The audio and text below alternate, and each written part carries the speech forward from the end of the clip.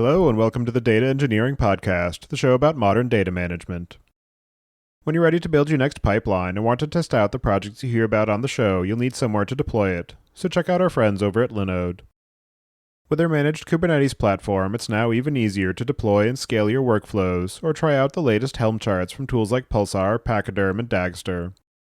With simple pricing, fast networking, object storage, and worldwide data centers, you've got everything you need to run a bulletproof data platform. Go to dataengineeringpodcast.com/Linode today, that's Linode, and get a $100 credit to try out a Kubernetes cluster of your own, and don't forget to thank them for their continued support of this show. Are you bogged down by having to manually manage data access controls, repeatedly move and copy data, and create audit reports to prove compliance? How much time could you save if those tasks were automated across your cloud platforms? Immuta is an automated data governance solution that enables safe and easy analytics in the cloud. Their comprehensive data-level security, auditing, and de-identification features eliminate the need for time-consuming manual processes, and their focus on data and compliance team collaboration empowers you to deliver quick and valuable analytics on the most sensitive data to unlock the full potential of your cloud data platforms. Learn how they streamline and accelerate manual processes to help you derive real results from your data at dataengineeringpodcast.com/Immuta. That's IMMUTA. Your host is Tobias Macy, and today I'm interviewing Darshan Rawal about Isima, a unified platform for building data applications. So Darshan, can you start by introducing yourself? Thanks, Tobias, for having me on the show. Yeah, I'm the CEO and founder of Isima. We are a startup out of Silicon Valley. We came out of stealth about 3 months ago. And I've been in the data management space for about a couple of decades, I would say. I was head of products for DataStax before this and was in engineering roles at Yahoo and telcos and DE Shaw before that. And I saw firsthand how the best technology companies achieve impact through data, and which is nothing like what we are trying to do for the last decade. And that's how we started Isima. So that's us. And do you remember how you first got involved in data management? That's a great question. I tell folks that I've been in data management just under the tarps of working in telcos or at Yahoo or at DE Shaw. So it all really started when I first arrived in Silicon Valley in 2000. We were at a telco company building appliances for folks like Verizon and AT&T and the likes of Oracle, MySQL. There was an in-memory database called TimesTen, which is just not cutting it. And some research was coming out of Berkeley at that time about NoSQLs and stuff. And the dot-com crash happened. And our team had to huddle to build some core components of a database that frankly resembled Apache Cassandra, which was open sourced by Facebook in 2008. So we kind of pioneered a bunch of NoSQL technologies in 2001. And then I went to Yahoo, where that data management foundation was solidified as a consumer of data, trying to put machine learning in production. And this was for a use case as difficult as click fraud. I'm not sure if you're familiar, but clicks is what makes Google $100 billion, and there's a lot of fraud in there. So how do you put machine learning in production for click fraud? This is before Hadoop. This is before big data as a term was coined. So I got that first-hand experience. And then it was cemented when I went to DE Shaw to build a high-frequency trading platform, ironically in the middle of 2008. And then fast forward to 2013, I was head of products for DataStax, which allowed me to build empathy for the enterprise market. And I essentially concluded that I built it at Facebook, Netflix, LinkedIn, so you should buy from me. It just doesn't work outside the 50-mile radius of Silicon Valley. Technology is obviously a strength, but expecting an enterprise to hire the kind of skills that Silicon Valley has just doesn't work. So being in data management, seeing it as a consumer and as a builder of these technologies from the last, I would say, almost 2 decades. And so from all of that experience, you mentioned that you've just launched out of stealth with this new company in the form of Isima, and you have a product that you're calling BIOS. And I'm wondering if you can just start by giving a bit of an overview about what it is that you're building there and your motivation for creating this brand new data platform for managing applications that are oriented around derived data and gaining value from raw data assets. That's a brilliant question. So let's start with the latter half. What was the motivation? The motivation was that first, from my experience at DataStax, where I was a huge proponent of trying to sell this to outside of Silicon Valley, to the Home Depots of the world, to the JP Morgans of the world. And what I came to realize is that the last decade of big data, we might as well call it the lost decade of big data, because we have lots of open source, lots of scale out technologies, AI, ML, cloud native, you name it, the buzzwords are there. But data management for 4 decades, you really have to rewind the clock for 4 decades. It's been fragmented in the camps of what's called ESB, Enterprise Service Bus, ETL, Extract, Transform, Load, Enterprise Data Warehouses, EDW, and Business Intelligence, BI, right? There have been these 4 camps in some ways. And there have been amazing innovations within each of these categories, but not across all of them. We still glue these 4 technologies exactly like we used to do it, I would say, even in the Oracle days. That model breaks down as you try to get this new velocity of data, new data types, new data structures, and AI/ML trying to monetize it, right? So today, for every data scientist, there are 10 data engineers, which is unsustainable. And that's what's really holding the impact in enterprises from machine learning to go live. And that's what we started to aspiring to change. The way we are going to change that is through our product called BIOS. It's a hyper-converged data platform. It's converging these 4 boundaries into a single platform, looking at from ingest to insight. And what it does is that the consumers of data, specifically, there are people who build microservices and APIs. There are people who are AI explorers. They're exploring data to figure out patterns. Or there are business intelligence seekers, right? People who are business users trying to get insights. We want to make those use cases live in weeks and deliver it in a self-serve manner to solve real-time needs. And to do that, you had to look at all aspects of data management across ingestion, storage, processing, querying. And we provide a single platform to collapse the entire data supply chain into one. For organizations that are already struggling with being able to deliver value from data, there's a high probability that they've already got a certain number of systems that are actually functioning as intended and that they have these capabilities built out. What do you see as being the trade-offs between having a fully integrated solution along the lines of what you've built with BIOS versus a modular approach where you're using best of breed for the specific point solutions that you want and then integrating across those to allow for evolution of use case and evolution of data capabilities?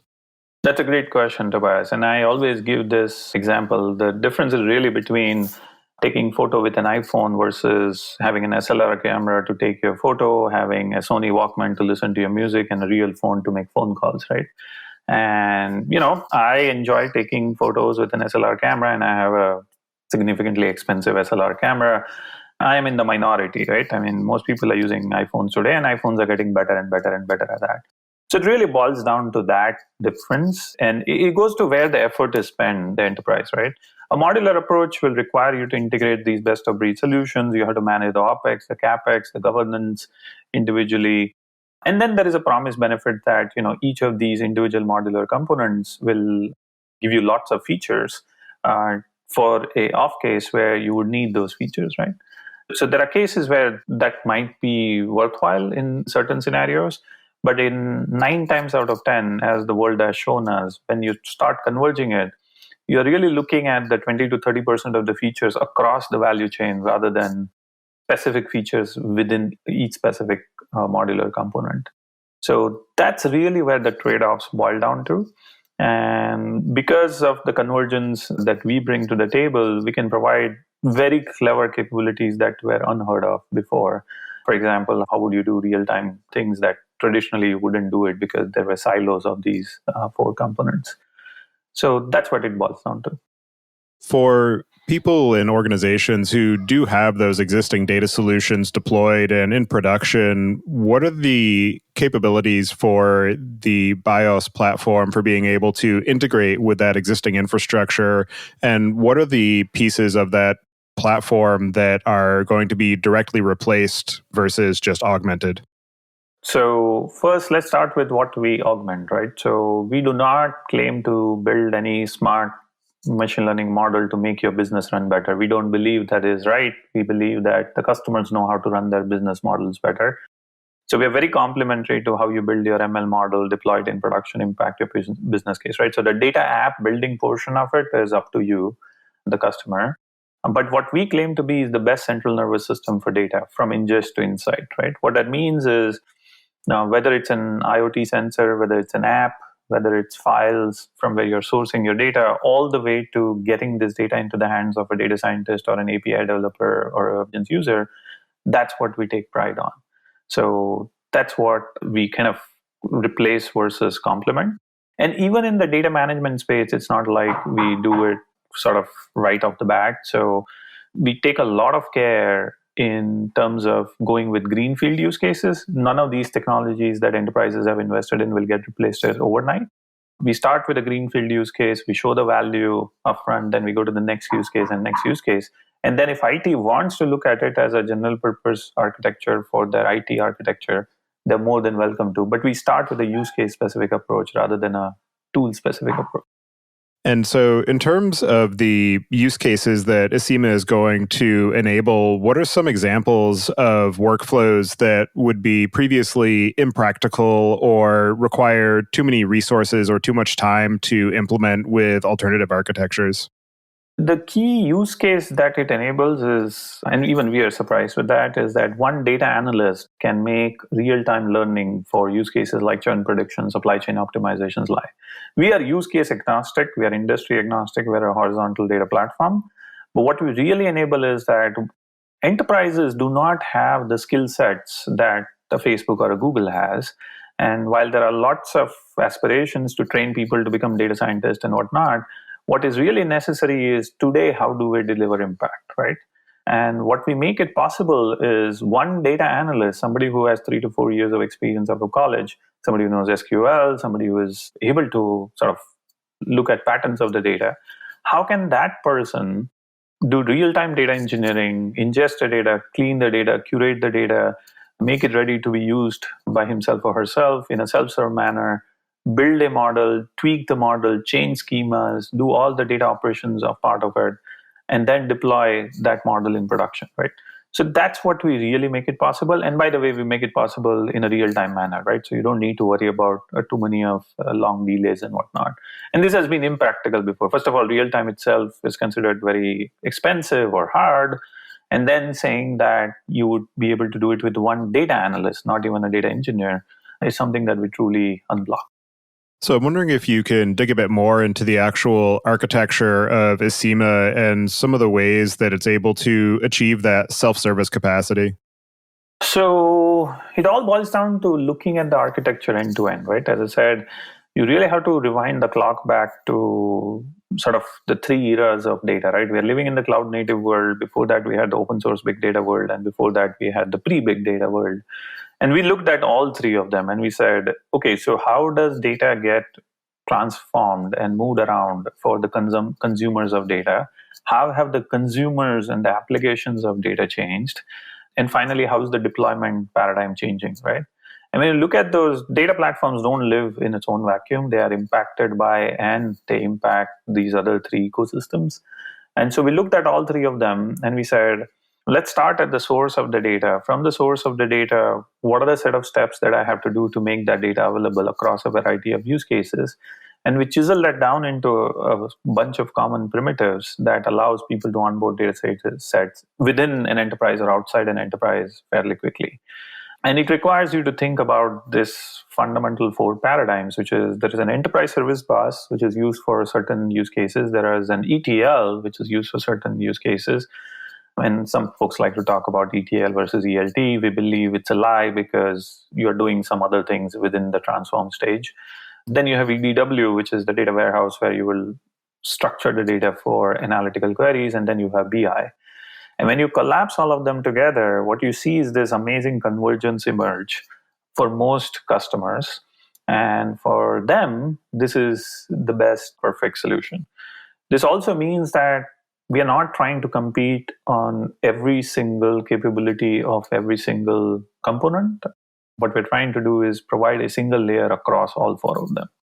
Because of the fact that you went back to square one and reimagined the ways that the overall end-to-end experience should flow, what are some of the other systems that you looked at for ideas as to positive or negative inspiration for how to approach the overall implementation?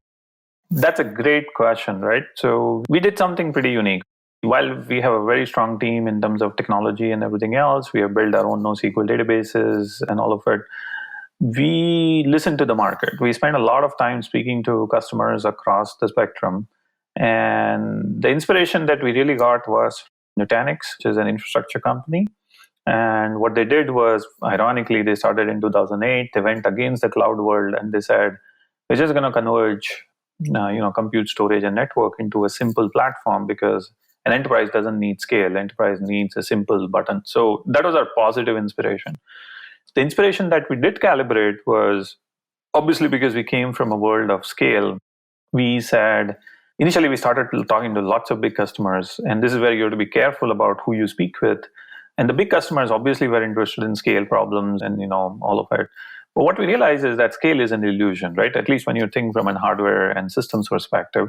When we spoke with lots of customers, we realized that a single customer doesn't have as much scale as the cloud guys like to hype it to be, right? In fact, if you think for a moment, if you take away the top 20 internet providers, the 21st enterprise company, maybe it's a Walmart or Target or whoever, the scale problem becomes a long tail one. It's not like everybody has a scale problem. They have a scale problem compared to what they have, but in terms of what the cloud can deliver, they don't really have a scale problem, right? So that was the thing that we had to calibrate, but we are very fortunate because we believe in the market drives product and the product drives technology, not the other way around. So we calibrated our product to meet the needs of the 90% of the market rather than trying to solve it for the esoteric 10%. And as you have been working through building this platform and recently with the launch and bringing people on board, what are some of the ways that your overall design and implementation have evolved and some of the initial ideas or assumptions that you had which have had to be updated or eliminated in that process? As I said, I think one of it goes to the scale thing that I just described, which is the scale. We started and spoke to lots of big enterprise customers, and what we realized that for them, scale is a big deal. But scale is sort of this illusion that we need to calibrate in terms of where the market is, right? So one thing we realized was that most folks don't have a scale problem. On the other side, most enterprises actually have a governance problem. So we should prioritize the governance capabilities, and we are very proud that we have spent a lot of time thinking about it and then building those capabilities and putting it together. The second one, which was interesting for us, was there's this big hype around real time. And I keep on telling folks that, real time is in the eye of the beholder. Real time for us was, we started talking, when you go to DShaw, microseconds is real time. When you go to Google, milliseconds is real time. When you go to a supply chain system, 30 minutes is real time, right? So real time is really in the eye of the beholder of the use case, and calibrating our product to meet that market needs rather than just selling them, hey, we have a real time platform, so you should start thinking real time, was the one lesson that we learned was probably not the right thing to do. So that's essentially what we focus on. Now, to be honest, we can solve a lot of these problems in real time, and we're very competent in solving many of these real time problems. But what we learned was we should not enforce the product capability on the customer and force them to think about their business problem in that terms. Because of the fact that you have this strong focus on solving the problems of the enterprise, I'm wondering how you approached the overall user experience in terms of addressing issues around organizational complexity and cognitive complexity and hide some of the technical complexities that arise, particularly in these modular architectures. Yeah, this was a hard one. I'll be honest with you, Tobias, because what happens is, you're right, is this modular approach has given this rise to lots and lots of tooling. I mean, the number of tools you need to manage a cloud-native data architecture is actually astronomically complex, and you probably need a tool to manage those tools. But what we did was we looked at, and it makes it even harder for us because our platform serves multiple personas, right? So we serve the API developer, we serve the AI explorer, and we serve the business intelligence seeker, which is why that unified experience makes it harder. So we spend countless hours thinking of these multiple personas. Are these different experiences? Are this a unified experience? And what we came down to, there is no way the impact of data can be delivered unless these personas come together, right? This organizational complexity has to sort of be simplified. And anytime when we were at a crossroads of features versus simplicity, we chose simplicity, right? And we are very proud today that our UX actually allows for about 5 different personas to collaborate on a single platform, because we believe that those personas have to come together in a single organizational umbrella, in the single vocabulary, to deliver that symphony from data-driven impact, right? And that's what we focused on. But this was a hard one. We spent countless hours on making it possible. And I would say now our platform is extremely simple and easy to use. Modern data teams are dealing with a lot of complexity in their data pipelines and analytical code. Monitoring data quality, tracing incidents, and testing changes can be daunting and often takes hours or days. Datafold helps data teams gain visibility and confidence in the quality of their analytical data through data profiling, column-level lineage, and intelligent anomaly detection. Datafold also helps automate regression testing of ETL code with its data diff feature that instantly shows how a change in ETL or BI code affects the produced data, both on a statistical level and down to individual rows and values. Datafold integrates with all major data warehouses, as well as frameworks such as Airflow and dbt, and seamlessly plugs into CI workflows. Go to dataengineeringpodcast.com/Datafold today to start a 30-day trial of Datafold. Once you sign up and create an alert in Datafold for your company data, they'll send you a cool water flask. Another challenging element of managing data systems is the idea of authentication and authorization and access control, particularly as you scale across a larger number of users and different use cases and roles within the organization. So I'm wondering how you addressed that problem and what your thinking was in terms of how to implement it. Yeah, so governance with data, right? And this is, again, you have to focus on the enterprise, and you have to look at not how Netflix does it or how Google does it, but you should really ask how Home Depot or a healthcare provider does it, right? So we thought about governance end to end, right, in a multi-tenant environment. And what we said was that we need hierarchical controls about who can ingest, extract, change data. We have to think about data at rest and data in motion encryption. We have audit logs built in. So, for example, who did what when. And we have monitoring built in to say who is abusing your system more than others. So we thought about all of these problems. We didn't just sort of throw the product out on the other fence and had people think about it after the fact. So governance is not a bolt-on, it's a built-in capability. And that's what we take really pride on. Frankly, all you need is commodity infrastructure on the cloud, machines and local storage. And BIOS takes care of everything else from a governance perspective. Can you talk through the overall workflow of somebody who is using BIOS and what's involved in getting it set up and integrated with their platforms? So BIOS encourages more work on design than on implementation, which is the way it should be, right? So the users of BIOS are bootstrapped in a few hours. We have a self-serve system. You'll be up and running in a few hours. Then they pick some use case, let's say churn prediction or supply chain management, model its ontology, which is frankly outside of BIOS. They can do it on an Excel sheet if they want. The implementation in BIOS is ours to implement the schema, to implement ontology, what enrichment you want, what features you want. Then they focus on the ingestion of the data, which probably takes a day or two. And as soon as they start ingesting real data, they start getting insights in BIOS, which leads them to make further changes, which is also encouraged, right? We encourage people to do tinkering with the data model and ingestion and features and everything else. The whole process takes about a few days. And then once everything is flowing in, they get their real-time BI, they get the data coming in, models, features, everything is there. Then they start doing some extraction of value out of data. So for example, somebody starts building a churn prediction model on top of it, right? And now this may take a week or two, and they will do some A/B testing, and they'll say, okay, will this model deliver me the value or not? Within a week or two, they come to that conclusion, then it's time to productionalize. Net, it takes about 4 weeks from this journey, from ingestion to where the insight is delivered across BI, AI, and API, right? And that is what is very powerful within BIOS.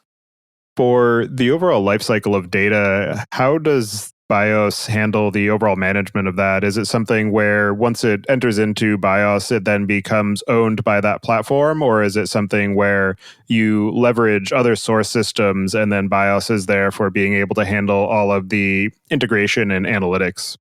Yeah, so we are an end-to-end system, right? The ingestion part of it, the storage, the processing and query, everything is built into BIOS. You send data to us. We can pull data. We can push data to the system from files, from other data sources like data warehouses, from real-time data sources like IoT sensors. You send data to this platform. You do all of these things within a platform, and then you can extract all the insights from this platform into your data warehouse or everything else. So we really sit between sort of your structured and semi-structured data sources on one side on the left, BIOS in the middle, and enterprise data warehouse on the right. And one of the unique things that BIOS does is because it does a lot of heavy lifting of curating these data sets, preparing these data sets, the downstream queries in the data warehouse become a lot faster because now the data warehouse is not dealing with unstructured data, it's actually dealing with structured and semi-structured data. So we take care of all of it for you. But we are not an enterprise data warehouse. People can extract all the data out of BIOS and store it in their S3 bucket or whatever be it. Another aspect of data storage and data access that gets very challenging is when you have to deal with geographies and you have multiple different units within an organization who have their own compliance issues where maybe data has to be homed in the European Union or other data has to be homed in China, and then being able to access all of that information by somebody who's in the United States and handling access controls, but then also just being able to handle scalability of data across geographies. I'm curious how you manage that challenge, particularly because you are focused on the enterprise, and this is something that happens generally when you have organizations that span geographies. Great question again. So we don't just deal with kind of geographical distribution of data. We deal with geographical distribution of data across multiple public clouds, right? So in fact, we're doing that right now where we're running half of the data being ingested on Google Cloud and the other half being analyzed on Azure Cloud. So there are multiple levels built in. It's a multi-tenant system, so different tenants can have different accesses. Each tenant versus each other has a Chinese wall, which is very important for multiple lines of businesses within an enterprise. You can route your users to your closest data point. For example, we dealt with a telco where a lot of data was coming from an on-prem Ericsson switch, and it's actually spitting all this data, sometimes in files, sometimes in real time. But the data scientists want to work and use the tool chain of Google Cloud TensorFlow. So we actually had BIOS deployed in this interesting deployment where half of it can be on-prem and the other half can on the other side, where data analysts and data scientists are working on the public cloud because they like their Google's tool chain, but the ingestion is happening on AWS, Azure, or your own data center. So we let you choose where to place your data, which is the closest to the workload of the user that you are focused on right now.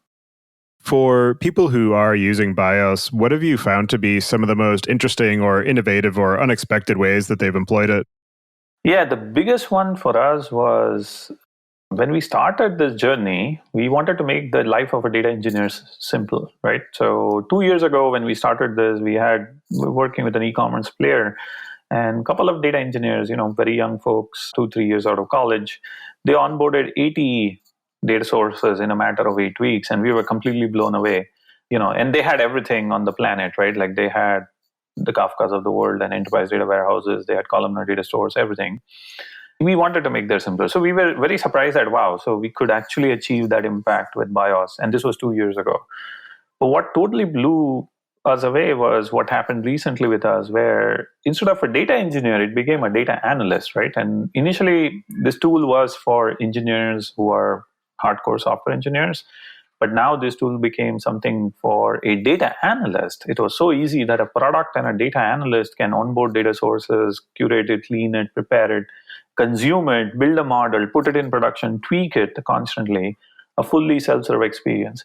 And for us, that was very surprising to see someone who barely knew basic Python to perform all of these real-time data engineering, ML exploration, deployment of the model, all of it in a matter of weeks, and actually show some value to the business and say, here, I changed your supply chain and it became better in a matter of 4 weeks. That is what we achieved and that totally surprised us personally. Another interesting aspect of the work that you're doing is that you have a fairly small team and you've been working on it for in some cases could be seen as a relatively short period of time, given that most databases, the sort of general guidance is that it takes about 10 years before it reaches maturity. I'm wondering what your approach has been in terms of how to identify what to focus on, what the immediate value is, and how you're able to compete in the enterprise market against entrenched players like IBM or Microsoft. It's not for the faint of the heart. Let's start with that. And you're right. I think solving database problems is a decade-long fight. It's not a small fight. And to be fair, we have begun. We haven't. We have a GA quality product. We have validated it at big enterprises. But it all boils down to showing outcomes. I think one of the biggest problems in the data management space has been this kind of affinity to tools, and each tool doing its own job in a small space, purely because the market is pretty massive.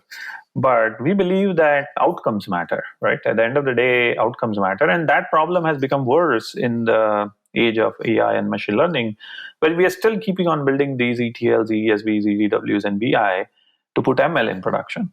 And that just doesn't cut it, because ML is a different beast.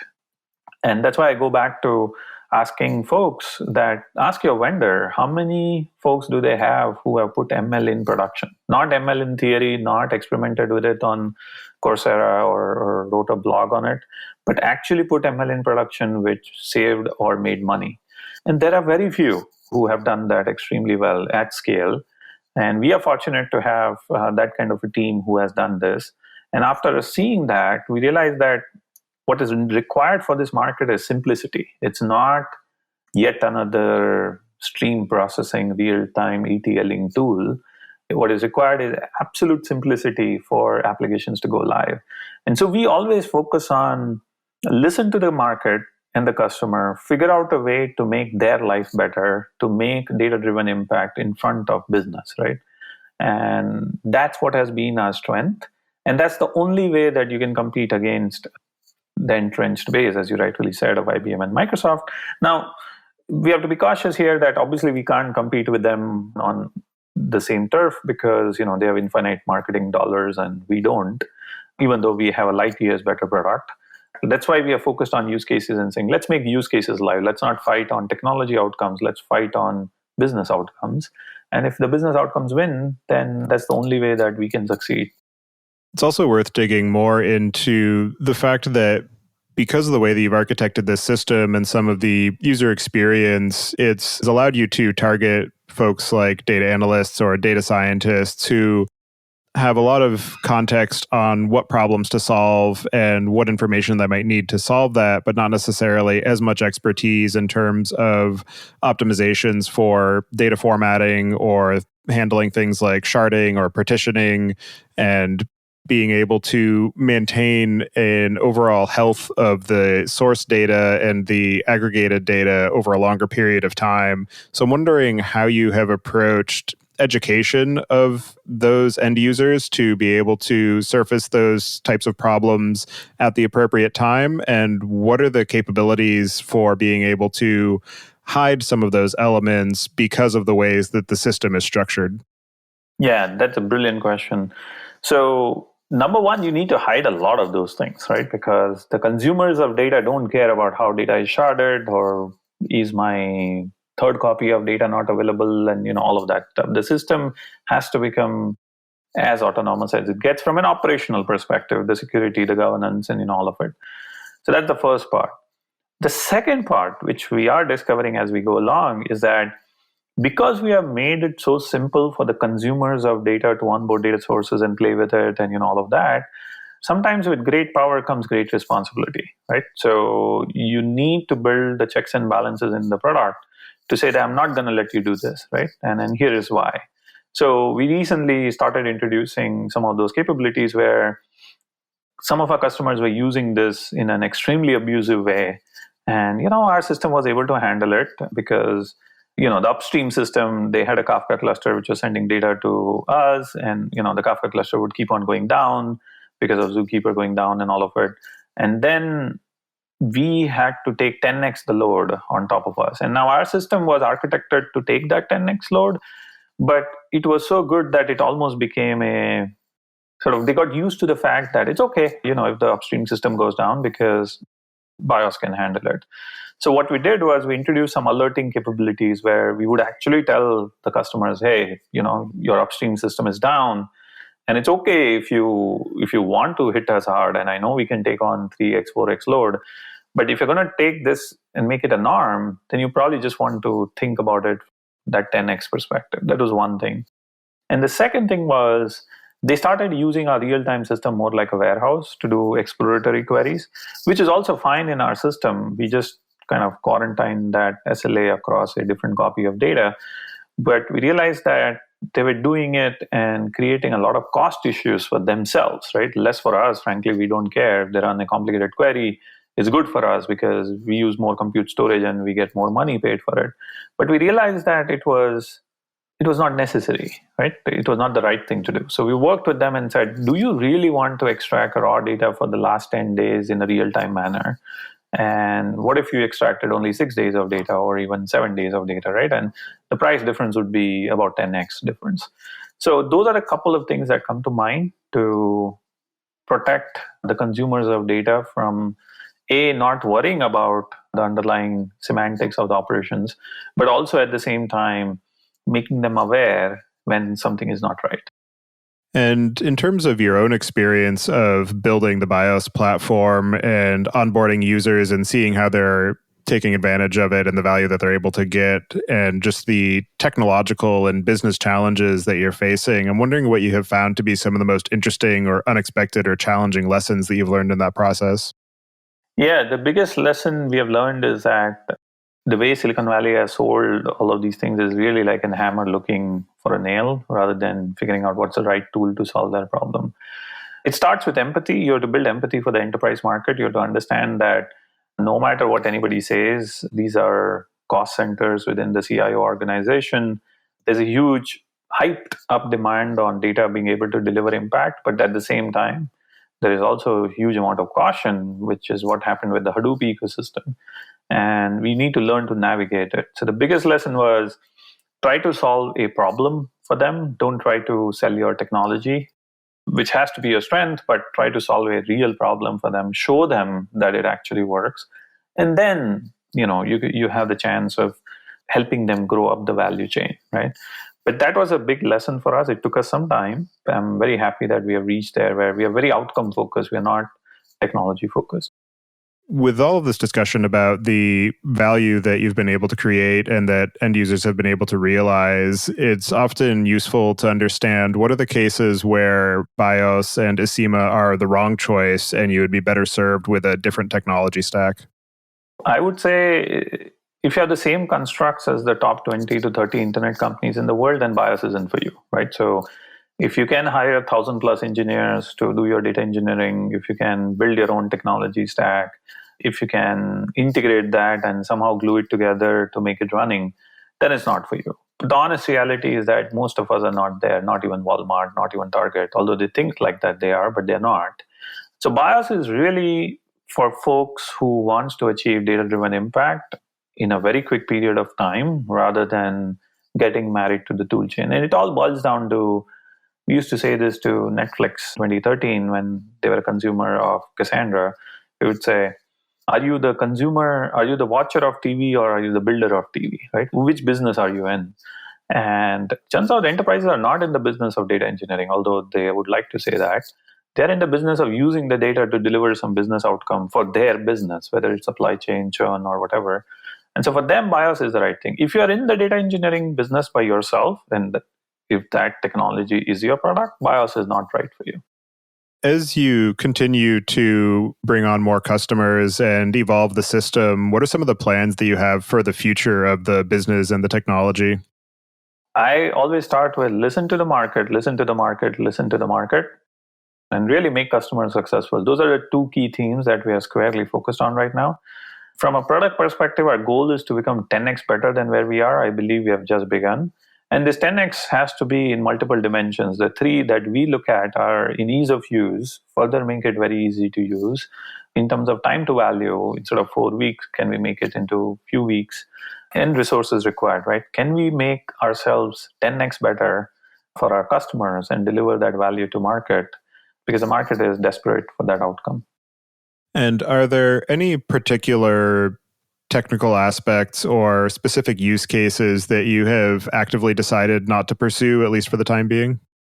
Any use cases which require you to look at, how should I say, 5 years of multi-petabyte data or something of that sort is something that we are a little lukewarm on, because we believe that the half-life of data is shrinking, right?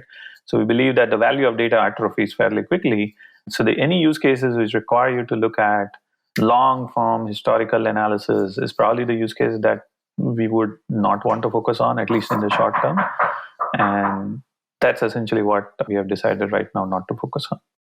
One other element of the aspects of data management and analysis that we didn't dig into quite yet, and that we should probably touch on briefly, is what the capabilities are as far as being able to address the range of fully structured data that's largely textual through to unstructured data and on into binary information such as photos or videos or scientific data formats.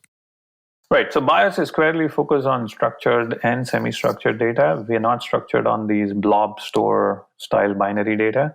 Although we are working with a healthcare provider where they're looking at the oncology images and everything else. And even they are realizing that the value of that blob of data is in the metadata, which is kind of semi-structured data anyway.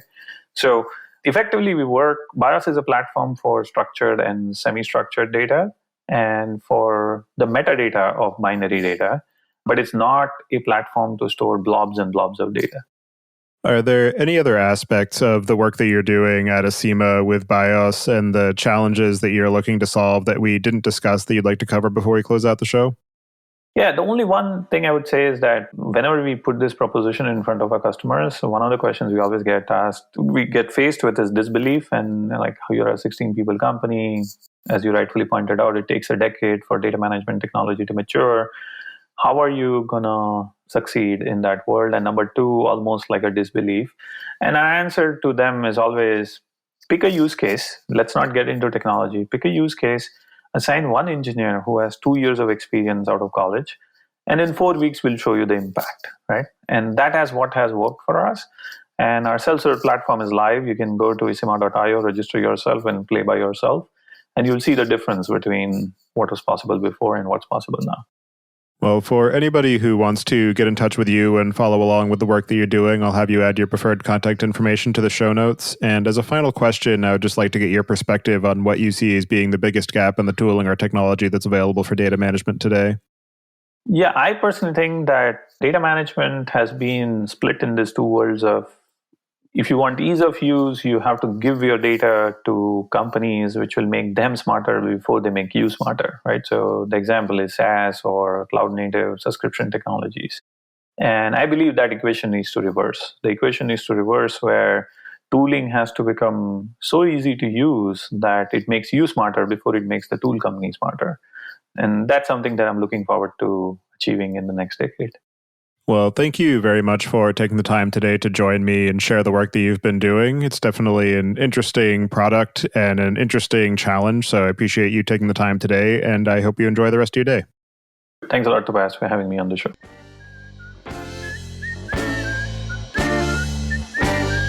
Thank you for listening. Don't forget to check out our other show, podcast.init, at pythonpodcast.com to learn about the Python language, its community, and the innovative ways it is being used.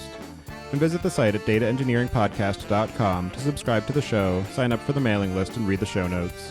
If you've learned something or tried out a project from the show, then tell us about it. Email hosts at dataengineeringpodcast.com with your story. And to help other people find the show, please leave a review on iTunes and tell your friends and coworkers.